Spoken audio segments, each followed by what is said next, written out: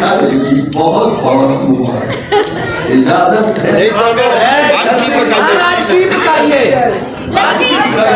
मैं दसना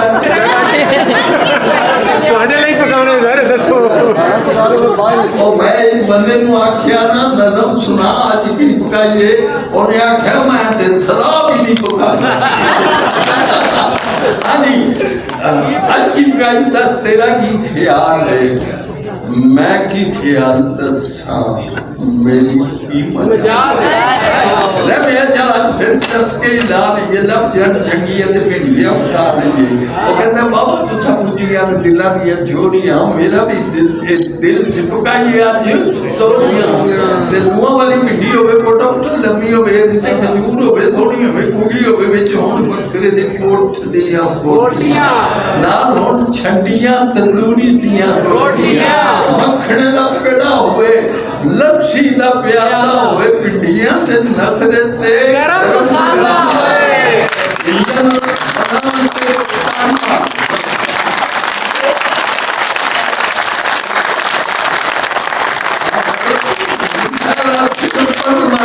नहीं होता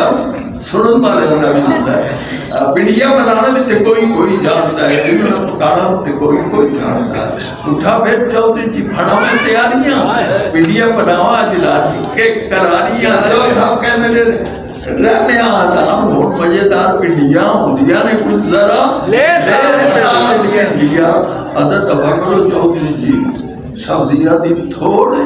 सानू सूड़ियां पकान दी बंदा कानू पिंडिया दी लेस दी आवाज है इहदे नालों पॉलिटिक्स पेशवा विच आ फिर की ख्याल है तेरा झड़ी ना मना लईए जे तू आखे ये सियासी नज़्म है ये जड़ा है ना रे मां ये वोट पाने वाला है रब तुहाडा भला करे केडी सही बोली गल दे हां क्या रम्या खरीद कर चढ़ी ने बना लिया जी करेले ना पका लियो दरी से चौधरी जी आपके ख्याल दी जमी है कुछ सब्जी करेले नाल ढिड में चैंजी में लो लग गई पेट में रोशनी हो गई तो गल की लाल भाग पई सब कुछ चौधरी जी यू मेरी राह है मैनू भी रोकना करेलिया दा चाह है चौधरी जी होवे जे करेला चंगा पलिया विच होवे कीमा उत्ते धागा होवे बलिया कढ़िया टमाटर ते नाल होवे तुन्निया फिर होवे घर दे घिओ विच भुनिया फिर कोई चौधरी जी उसका स्वाद पानी बनाया सी यस्टरडे ईयर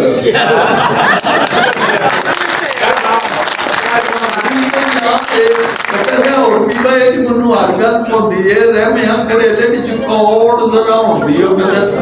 करो चलता मैनू लगता निमत तरेक दा भरा मैनू लगता भले भले दंदा थले जी पई सुकदी खा मर लईए ते तरे नहीं मुकदी तुम्हें दिया तुम्मा इतनी कड़वी चीज है पाँव के नीचे रखे जबान कड़वी हो जाए वो कहता तू मेरी गोलियां करे लिया तो किया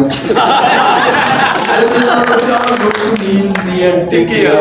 अखीर ते जब सब कहने लगे मैं हाँ फिर इनका तुम्हें कोई रात है पूछे ते बताऊं बात भी अपना स्वाद है अंदर आपका डबल करी केडी सोनी गल है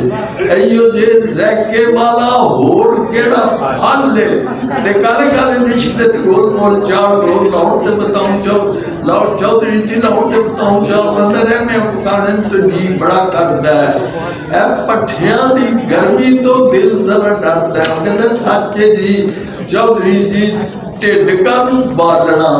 खान वाली चीज को मैं मिला पठिया ते डक विच सकने जरूर ने कानू पे पखाइए साडे ढिड कोई तंदूर ने दफा करो पठिया नु पटका नु झाड़िए अब शर्म चौधरी जी काल कानू फाड़ काले ने नाल कानू मारिए उड़ारियां साडियां ते हैं अमरीका वाली यारियां ओंदे बात बोले हमें बड़ बोलिया ओए सब्जियां तो जा तू सियासत में बोलिया तुझे दी भी सुन कुछ तुझे नु भी कह दे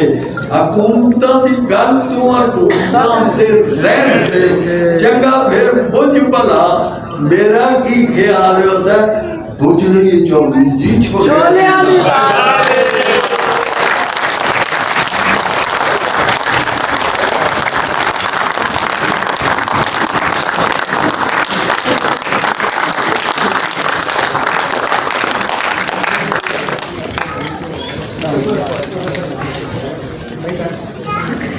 हमारी आज की इस महफिल मुशायरा की